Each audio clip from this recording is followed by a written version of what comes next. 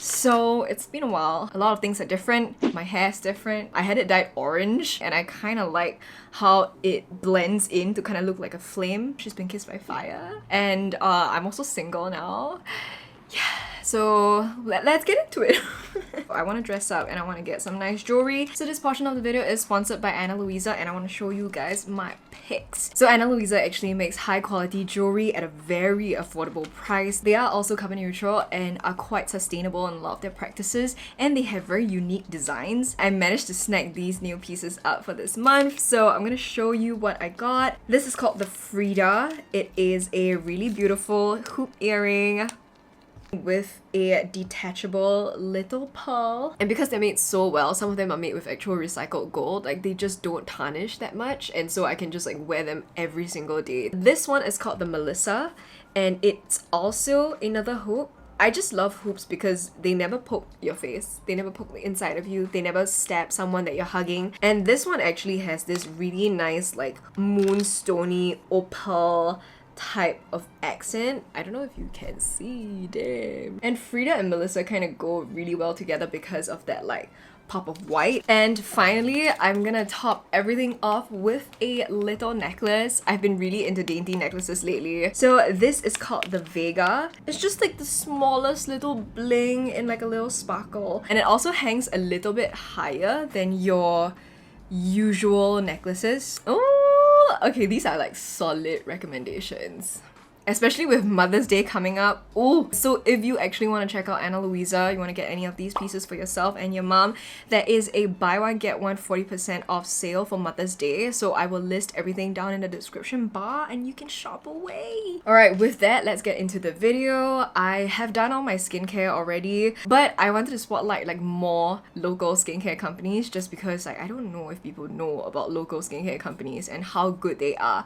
So this is actually by Sigi Skin or Sigi Skin. I will figure it out and I will update accordingly. And this is actually called Idyllic Fields. As you can tell, right, I'm already like kind of halfway there. It's really lightweight, it's really potent, it's a waterless moisturizer, and it manages to like balance your skin and hydrate your skin without it being very heavy. And it has really fantastic packaging. So this clips on like super securely, and like the click is so satisfying. I don't know why. The product actually has a spring, so you manage to use like every ounce inside the bottle. And on the top, it's really sanitary, so you can just press down and then at the end just like kind of wipe it down. So I really enjoy like Sigi Skin's products. I'm just gonna go ahead and call it Sigi, man. Oh my god. So I guess I should give you guys some updates. Shall we address the elephant in the room? Okay. So yeah, Mavis and I did break up. So even when we first got together, we kind of knew that there were some issues of incompatibility. Not something super drastic, but more of like ideologically, politically, life direction wise, we are very compatible. But in terms of day-to-day lifestyle habits, like how we live, our sleeping schedules, like all those things, there was a fundamental incompatibility. And this sucks because no one's really at fault here. Do you know what I mean? Like we just have different lives, and it was more difficult than we anticipated to kind of marry them together, especially when we're living together. So we've tried to work it out in the past, and we've tried to compromise to suit each other like as best as we can, but I think like moving in together made it really, really difficult. And there are just some things like fundamentally that we felt like we just couldn't compromise on. If I were to compromise anymore, I would be miserable, basically. It really sucks to break up with someone when you still love them a lot. I really thought I'd found the one with Mavis. And even right now, like I still have so much love for her. I still care about her so much. She's still one of the most important people in my life. But very unfortunately, and I guess like the biggest lesson I can take away from this relationship is that like it takes a lot more than just love to keep a relationship going, a life partnership going. That's kind of what me and Mavis are to each other. I mean, were to each other. See, even I'm so still confused. If you guys are in long-term relationships, if you're ever in a serious relationship, if you're in a marriage, like you would understand what I mean. There's so much more. There's logistics, there's like chores, there's responsibilities, planning activities together, like having a social life, having your personal space, being able to communicate. I think that's so big. Setting boundaries. These are all things that like we've been through, that we've you know, tried to work out, and, you know, like we gave it 2 long years to really try to communicate and work it out, and, you know, do what we can and show our love in different ways, and, you know, try to make the relationship work. But I think like we just kept stumbling around like the same few issues, like the same few incompatibilities, and like having kind of like needless, like really unnecessary, I'm so sorry, it's dog fur or something, but we were just having like the most like unnecessary fights, and we were just like hindering on each other, like, you know, like making each other's day like worse by accident. Of course, we don't mean to hurt each other, but like stuff like that. Or we end up like having communication breakdowns, and when we fight, obviously it doesn't feel good, so like, I'm like sad the whole day, the whole week. It brought me a lot of anxiety to be in a relationship that I know is like on eggshells at that point. With moving in also, like it really exacerbated everything. Do I regret moving to this house? Yes. It was a lot of labor that I truly did not anticipate, and because I moved in with my partner, a lot of these things like boundaries, responsibilities and expectations weren't like mapped out properly, so there's like a bit of miscommunication, and it's just a stressful time in general. It was tough, you know. It truly got to a point where I realized that it was either we stay in a relationship and resent each other and not feel that excited to, you know, stay by each other and just feel like, I guess we're together because like we moved in together and we have like a life together, or we end things while we're friends and try to figure out like how else we fit into each other's lives other than being like romantic partners. There's so many other things also, you know. I don't want to like get too deep into the relationship because obviously it's a very private and personal matter, and I want to respect like maybe this is privacy as well. But there were just so many things that I felt like even if we go one by one to tackle it, like we've been doing that for 2 years and it still isn't working. And I knew like for me personally, like I gave it my all, and that's a really difficult decision to make because we are so comfortable. We still make this joke, like we have one brain cell, like we're almost always thinking like of the exact same thing. We can make jokes like at the exact same time and we're thinking of the same thing. Like it's crazy like how in sync we are. And I don't know, like normalize not being in a relationship with your soulmate. And we didn't wrong each other in any way as well. Like neither of us cheated or lied or like did anything like super unforgivable. So it was really difficult to make this decision. I kept asking myself like, can I just deal with it? Can I just deal with compromising this much? Can I just deal with like me not being 100% happy or not 100% myself in order to make this work? And I tried. Sorry, I didn't drink water. I was like really, really exhausted and really tired, and I couldn't do my work. I couldn't focus on anything. Yeah, we just had to call it quits, which really sucks because after just having moved in, Mavis has to move back out. My rent is now like twice of what it was when I was living alone last time. The house is so big. I just spend all of my free time cleaning.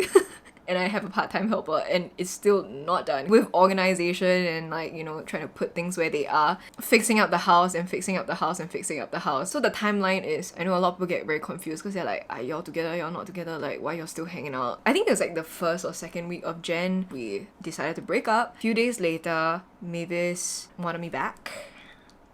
We tried to work things out, like a probation period, if you will. Honestly, we would have taken a break, but we fucking live in the same house together. That's why I tell y'all, right? Unless you are absolutely very, very, very, very, very sure of like your partner, don't move into the same house together. Like unless you are one prepared to be paying the full rent by yourself in case, you know, they move out.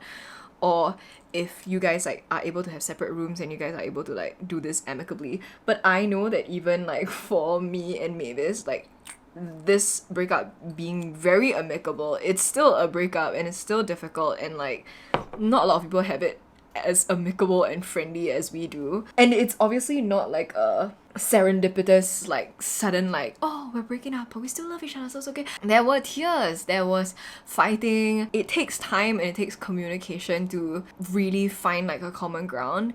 And for us, like, I mean, we're lucky because like we really do have a lot of love for each other still. So both of us made the effort to continue communicating with each other. So we were on probation for like a couple of weeks, and then we kind of like nearly got back together. And then like, I think like, you know, the moment it gets well and then you just like take everything for granted and it just kind of like slips back to the way things were. So that was what happened, and unfortunately it was just like, oh, the same kind of fights are coming back again, the same kind of disagreements. Like, we just cannot come to a resolution. Like, we just couldn't agree on anything, it seemed. So then yeah, we called it quits. Mavis took around like a month to slowly kind of move out, and we still talk, we are still friends. I had already processed this breakup since January. You know what really helped? Spirituality really helped with the breakup. Like, oh, that's so gay. Stargirl, the Practical Witch, and Esotarot, they have these like pick a card tarot readings, and I know it sounds ridiculous. Yeah, like, how can I fucking get a reading based on like what card I pick? But it's like maybe 2, 3, 4 choices, and then you pick the card that kind of like calls to you and resonates with you, and they do a reading. And all of the readings that we were doing, like either separately or together, kept saying like, oh, you just like ended a relationship, or like the end of an era, and it's good because like you guys need to grow apart. We also realized that like just because we're not working things out now doesn't mean that we don't have the possibility of ever working it out in the future. I wouldn't put it past getting back together with her in a few years' time if we've both grown and we've both kind of like settled in our lives a little bit more, and we're meeting each other at a point where we can communicate our needs, we can communicate our boundaries and our expectations, and we are able to find like a middle ground so that these existing problems like don't exist anymore. So it does actually give us quite a lot of comfort in that way. I'm not banking on the fact that we're gonna end up together again, but like just like a never say never. Like, we don't know where life takes us. I was speaking with my friend Jo, and they were actually like talking about their friends leaving the relationship and shifting it into friendship rather than saying like breaking up. Like, if you really love someone, right? No, but seriously, like if you really love someone, like just because you guys didn't work out as romantic partners doesn't mean that you cannot be together in any other capacity, you know what I mean? Like, you can be together as friends, you can be together as like fuck buddies, like if the sex is really good, you know what I mean? There's so many different like relationship dynamics that you can have outside of being like a primary partner. I feel like gay people mostly, like the LGBTQ community in general, just because the community is so small and you're gonna run into your ex anyway, it's quite common to stay friends with your ex, especially if there was nothing really bad that happened lah. And that's why we're also ending the relationship, is because like we want to end it while it's still okay, rather than we resent each other and we end up like hating each other by the time we leave. And I don't like to date. You know what? This is what real growth looks like, because looking back at all of my like story times, my worst Tinder dates, the ones that are so bad that I didn't even get to post them on social media, like looking back on all those dates, right, I see a common denominator: me. I wouldn't say that it's because I deserve to be treated like that, because I know that I wasn't, but I tolerated a lot of that shit. I didn't call it out. I didn't leave when I could have and should have and would have right now. And the fundamental difference between that 18, 19, 20-year-old Brenda and this current Brenda is that I have a sense of self-worth now. She's a self-made queen, okay? She's got a very cute dog. At this point, I'm really truly okay being by myself. It's also extra exciting because I'm out, you know? Like, I don't know if I'm visually queer. I think so. I think I look like more visually queer than I did last time. Combined with the I don't need to date and the I have more people to date, I don't feel worried. And there's another thing that I have been subscribing to that makes me feel a lot more confident in practicing mindfulness and being more in tune with like the energy that you put out into this world. Like previously when I was younger, I was putting out this like, please love me, please don't confirm my suspicions that I'm unlovable, like please like let this work. Like it was all about like having someone to love me without really considering if I would love that person, if I condone this person's actions, if I like the way that they're treating me and the people around me. So obviously like the bar was very low then, but it's now very high because I've dated Mavis who has treated me very well and I treat her very well too. And I know that like I'm a damn good partner, and I know that I'm a damn good mom, and I know that my body is banging, and I know that I got a cute face and I'm funny and I'm smart. These are things that I never believed about myself when I was younger. I don't know why there was such an aversion. I think there was like, you gotta be humble, you gotta not acknowledge these things about yourself. No, you gotta. I know that I have things to work on. I'm not perfect, that I'm a work in progress, but I'm excited to make the progress. I also want to acknowledge how far I've come, and in general, like I feel good about myself. Like it shouldn't be conceited or like looked down upon to be happy with yourself, you know what I mean? And I think like being self-fulfilled and knowing my worth and knowing like what I bring to the table is so important in dating here on out. I've had a really good run with Mavis. I love her a lot. I always will. And she's irreplaceable, you know. I'm not gonna be looking for someone to like replace her as a person and who she means to me in my life. But I am excited to be single. I'm excited to feel my own energy, like feel my own space, to live alone again. You know what, like, so sorry maybe if you're watching this, but I've really been enjoying living alone.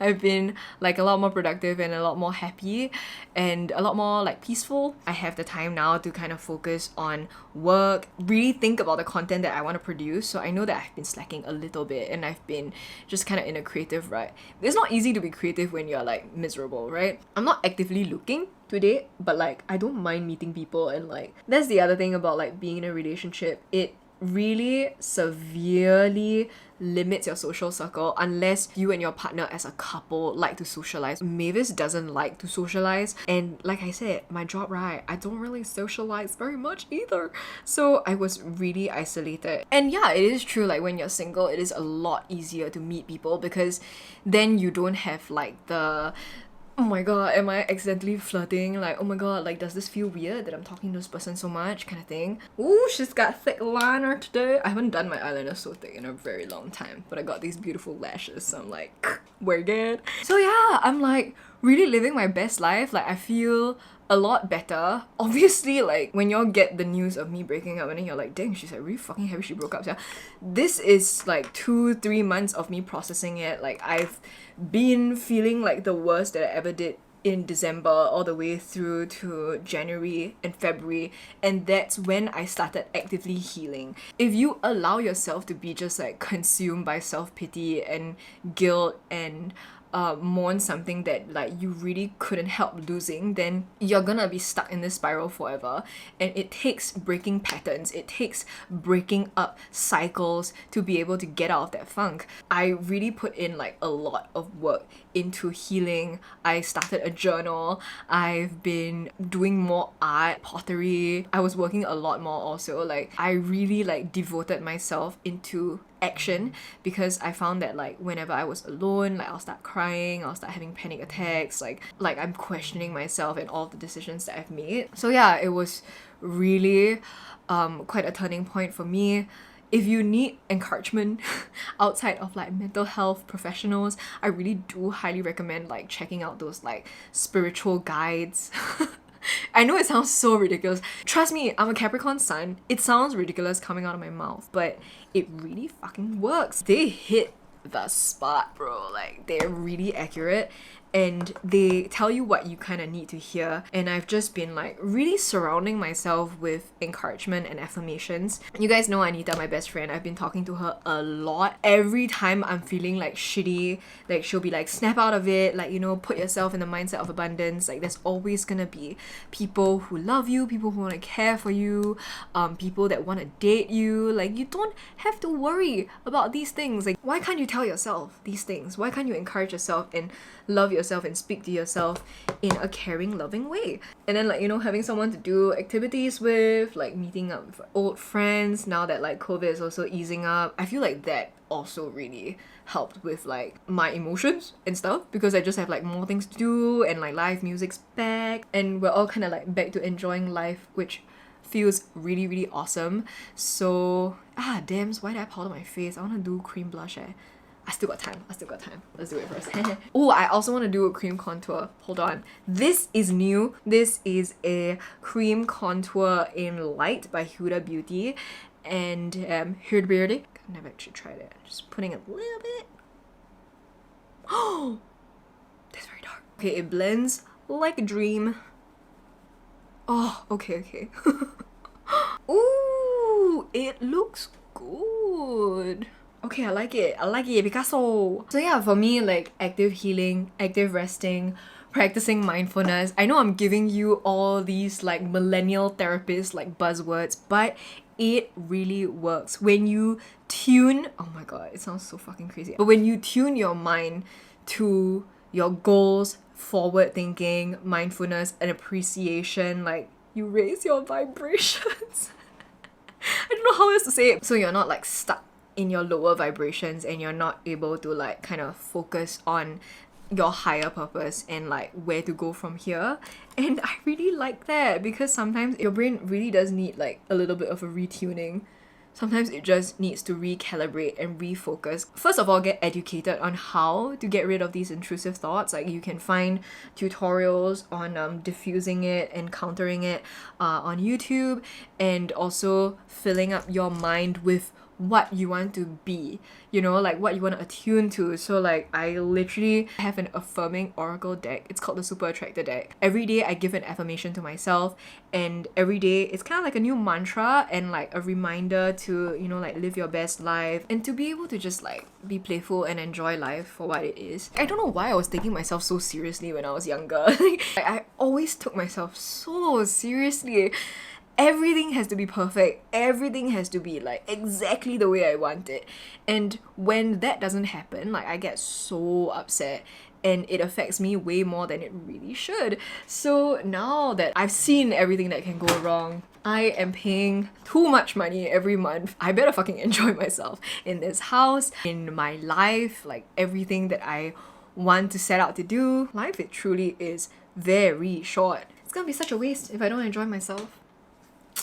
So yeah, that's how I'm living my life right now, and I feel really, really good. You know what? I've been doing so much for myself and I've been excited about it. So I've been going to the gym. I do bouldering now, pretty regularly do pottery, like I said.